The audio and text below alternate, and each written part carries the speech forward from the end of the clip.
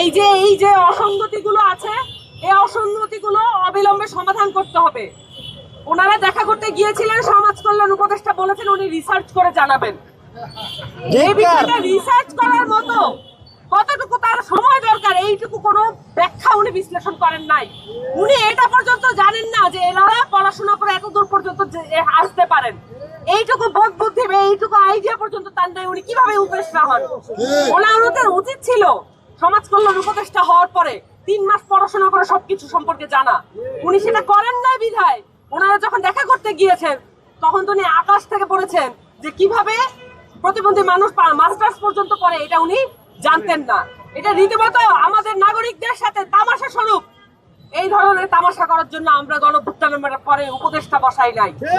পরিষ্কারভাবে বলে দিতে চাই, ওনাদের যে 5 দফা দাবি আছে এর মধ্যে যেগুলো যৌক্তিক, অবিলম্বে সেগুলোকে পূরণ করতে হবে। এছাড়া আন্দোলন থেকে পিছিয়ে আসার কোনো সম্ভাবনা নাই। আপনাদের সকলকে ধন্যবাদ আজকে যারা এসেছেন, এবং আমার কাছে মনে হয় আপনারা যদি তাদের দুঃখ কষ্ট দুর্দশা তাদের পরিবারের কথা যদি শুনেন, আমাকে একজন কালকে বলেছেন তারা হাজব্যান্ড ওয়াইফ দুজনই দৃষ্টি প্রতিবন্ধী এবং দুজনে অনার্স মাস্টার্স করেছেন, তাদের 2টা বাচ্চা আছে, কিন্তু তারা এখনো কোনো চাকরি পান নাই। এভাবে করে একটা সংসার চলতে পারে না, এভাবে করে নাগরিক মর্যাদা নিশ্চিত হয় না। আপনাদেরকে এই যে অন্তর্বর্তীকালীন সরকারের আমলে তাদের অনেক কিছু করার ম্যান্ডেট আছে, তাদেরকে অবশ্যই এই কাজগুলো সমাধান করে যেতে হবে। সবকিছু নির্বাচিত সরকারের উপর চাপানোর কোনো সুযোগ নাই।